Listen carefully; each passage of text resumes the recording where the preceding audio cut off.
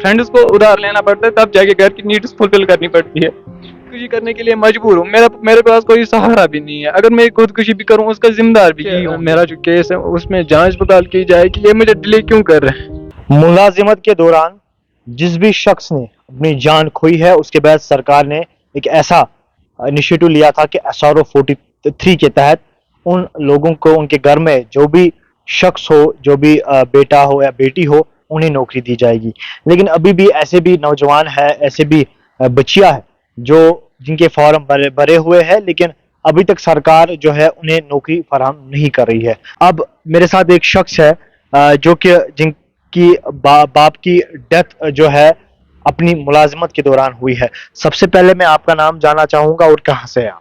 मेरा नाम इमरान अहद शेख है और मैं टंगमर्ग से हूँ। अच्छा, आपका पापा क्या करता था? वो PHE मैकेनिकल डिवीजन में एज असिस्टेंट मोटरमैन काम कर रहा था। कितना टाइम हुआ तब से 8-10 साल हुए। 2012 में उनकी डेथ हुई है। तब हम बहुत छोटे थे। मेरे घर में मेरी माँ है जो मेंटली अनसाउंड है, और मेरा छोटा भाई है वो भी मेंटली अनसाउंड है, और मेरी छोटी सिस्टर है जो कि पढ़ रही है, और मैं खुद भी पढ़ रहा हूँ। तो उस टाइम हमारे डिपार्टमेंट ने हमारे साथ प्रॉमिस किया था कि जैसे ही आप एज 18 करेंगे तो उस टाइम आपको SRO के तहत इसकी जगह अपॉइंट किया जाएगा। लेकिन तब से हम फॉलो कर रहे केस को। ये हमें इधर उधर घुमा रहे। पहले बोल रहे थे कि असिस्टेंट मोटर मैन को हम अब SRO नहीं देते हैं, तो उसके बाद इधर उधर टालते थे। तो अब मैं एग्जन साहब के पास भी गया। उसने जब मेरा केस देखा तो उसने बोला कि ये जेन्युइन केस है, इनका केस जल्द से जल्द फॉरवर्ड होना चाहिए। उस एग्जन को खाली 1 मंथ ही था रिटायर होने का। तो तब तक जो एस्टेब्लिश रूम है वहाँ PHE मैकेनिकल डिपार्टमेंट में जो डिवीजन है जवाहर नगर, जहाँ वो जो लोग वहाँ एस्टेब्लिश रूम में थे, तो उनने टाल मटोल तब तक किया जब तक वो रिटायर हुआ। तो उसके बाद उनका प्रोसेस वही हुआ जो पहले करते थे। तो उसके बाद मैं चीफ इंजीनियर साहब के पास गया राजबाग। सो मैंने वहाँ पर भी ये रिप्रेजेंटेशन की कि मेरे साथ ऐसा ऐसा हो रहा है, पिछले 10 सालों से मेरा केस है लेकिन कहीं नहीं पहुँच रहा है। तो उसने भी जो वहाँ एस्टेब्लिश रूम में थे उनको बुलाया, लेकिन उनमें से कोई बंदा उसके सामने हाजिर नहीं हुआ, क्योंकि उनको पता था यहाँ गड़बड़ है। सो सेक्शन ऑफिसर बोल रहा था असिस्टेंट ऑफिसर को कि आप जाओ, वो असिस्टेंट ऑफिसर बोल रहा है किसी और को आप जाओ। सो वहाँ वो नहीं गए। जब मैंने दूसरी बार मैं वहाँ गया, मैं चीफ ऑफिस पहुँचा तो मैं चीफ साहब से मिला। उसने फिर से उनको बुलाया। जब उसने बुलाया तो चीफ ने बताया उनको कि इसकी फाइल कहाँ है। सो जब फाइल, क्योंकि उन्होंने मेरी फाइल छुपा के रखी थी, तो जब फाइल मांगी गई उनके पास फाइल ही नहीं थी। तो उस दफा भी जब उनको लगा कि अब मसला बहुत बढ़ जाएगा, फिर वो बोल रहे थे अब हम ये आप ऐसा करो वैसा करो, आपका जो SRO within no time हो जाएगा। सो तब से वो फिर से मुझे इधर उधर घुमा रहे, क्योंकि वो जो चीफ इंजीनियर वहाँ थे वो भी बशारत साहब, वो भी उसी टाइम उन्हीं दिनों रिटायर हुए। सो तब से अब फिर से मेरे साथ यही हो रहा है। ये मुझे इधर उधर घुमा रहे हैं और मेरा केस कहीं नहीं पहुंचा रहे। ये मुझे बोल रहे हैं कि हमने सेक्रेटरी आपका केस जो भेजा है, कभी बोलते हैं हमने लिस्ट में आपका नाम दिया है। सो मैं उनको बताता हूँ ओके मुझे कॉपी दो, अगर आपने मेरी फाइल कहीं भेजी है मुझे उसका नंबर डेट दो, ताकि मैं खुद भी देखूंगा कि प्रोसेस कहाँ पहुंची है। लेकिन ये मुझे वहां से धमका रहे हैं, बोल रहे कि ये लो यहाँ है आपकी फाइल, जाओ खुद करो, हमें नहीं है इसके साथ कुछ भी। फिर मैंने उस टाइम भी उनको माफी मांगी, ओ ये जैसे ही आप बोलोगे वैसे ही मैं करूंगा, लेकिन तब से फिर से वही कर रहे हैं। अब मुझे ये पिछली बार भी फिर जो मैं PHE mechanical division Jawahar Nagar में गया, वहां पर भी मुझे यही बोल रहे जा करो जो करना है आपको, हम कुछ नहीं कर सकते। क्योंकि जो नए चीफ इंजीनियर साहब आए थे उन्होंने इनको एक्सप्लेनेशन मांगी है कि हमें एक्सप्लेनेशन दो, ये केस डिले क्यों हो रहा है। सो उसके बाद ये बोल रहे हैं मुझे PHE मैकेनिकल डिवीजन वाले कि हम क्यों देंगे, हमारे पास कोई एक्सप्लेनेशन नहीं है। अच्छा, हाँ, 1-2 दफा इन्होंने मुझे बोला कि ये जो केस है ये रिजेक्टेड है। मैंने इनको बताया ओके मुझे रिटर्न लिख के दो, कोई बात नहीं, लेकिन मुझे रिटर्न भी नहीं लिख के दे रहे हैं। अभी बोल रहे हैं कि आपकी फाइल सेक्रेट हमने किसी और डिपार्टमेंट किसी डिपार्टमेंट भेजी है, लेकिन मुझे कुछ प्रोसेस ये नहीं बता रहे कि फाइनल में क्या हो रहा है, बस छुपा। आपकी उम्र कितनी है अभी? मेरी 18+ है। हम 18+ है आप अभी। जब आपकी वालिद साहब की डेथ हुई तब आप किस उम्र में थे? میں تب 12 ایئرس کا تھا. 12 ایئرس کا.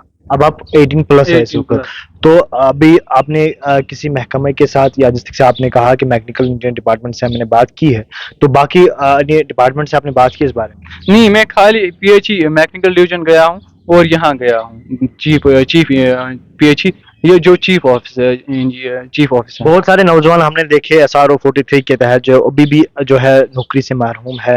اگر ان کے والد صاحب یا والدہ صاحب کی موت واقعہ ہوئی ہے آن ڈیوٹی, تو وہ بھی ابھی پریشان ہے. کیا لگتا ہے آپ کو کہ یہاں پر گھماتے ہوئے سارے جو لوگ ہیں, نوجوان ہیں, ان کو گھماتے رہتے ہیں خالی SRO 43 کے نام؟ ہاں, بہت ساروں کو ملتا بھی ہے جن کی سفارش ہے. سفارش. ہاں, لیکن زیادہ تر یہ ڈیلے کیا جاتا ہے ادھر ادھر. مجھے نہیں سمجھ آتا کہ کیوں یہ گھما رہے ہیں, کیونکہ جبکہ یہ جینون کیسز ہے, ان کو دینے چاہیے, لیکن سمجھ نہیں آتا یہ کیوں. ہم آلریڈی ہم بہت سفر کر رہے ہیں اپنی لائف سے, کیونکہ فادر کا جانا بہت مطلب یہ چھوٹی بات نہیں ہوتی ہے.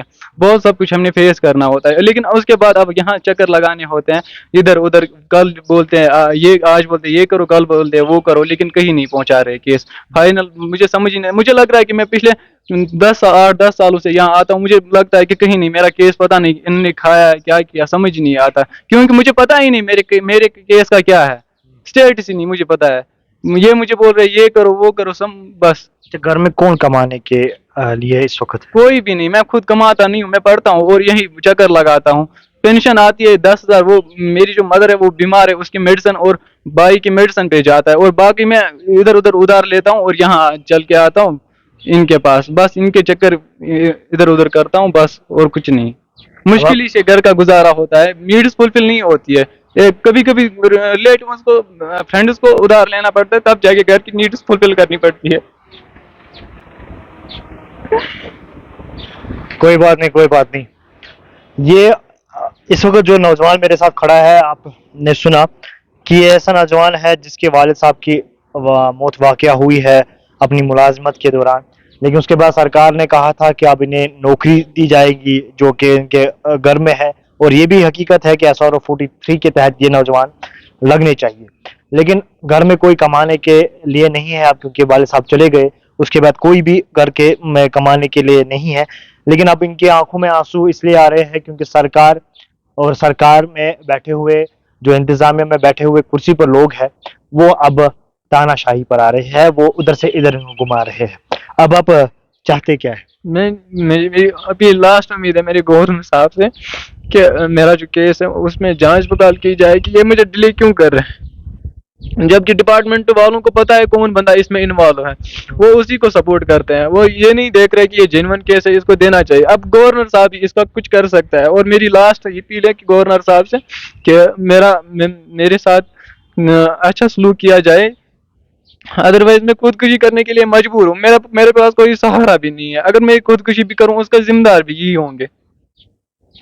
چلے کوئی بات نہیں, انشاءاللہ اللہ تعالیٰ سب کو ٹھیک کرے گا. اور اس وقت جو سرکار کو بھی چاہیے اور انتظامیہ کو بھی چاہیے ان چیزوں پر غور کرنے کی, کیونکہ بہت سارے ایسے نوجوان ہیں, بہت سارے ایسے گھر ہے جہاں پر والد صاحب یا والدہ صاحب جو ہے ملازمت کے دوران ان کی موت واقعہ ہوئی ہے, لیکن افسوس کا مقام ہے کہ سرکار یا انتظامیہ میں بیٹھے ہوئے جو افسران ہیں وہ انہیں جو ہے ادھر سے ادھر گھما رہے ہیں. آخر کیا وجوہات ہے؟ LG انتظامیہ کو اس پر کافی غور کرنے کی ضرورت ہے. آپ دیکھتے رہے میرے ساتھ دی گلوبل کشمیر.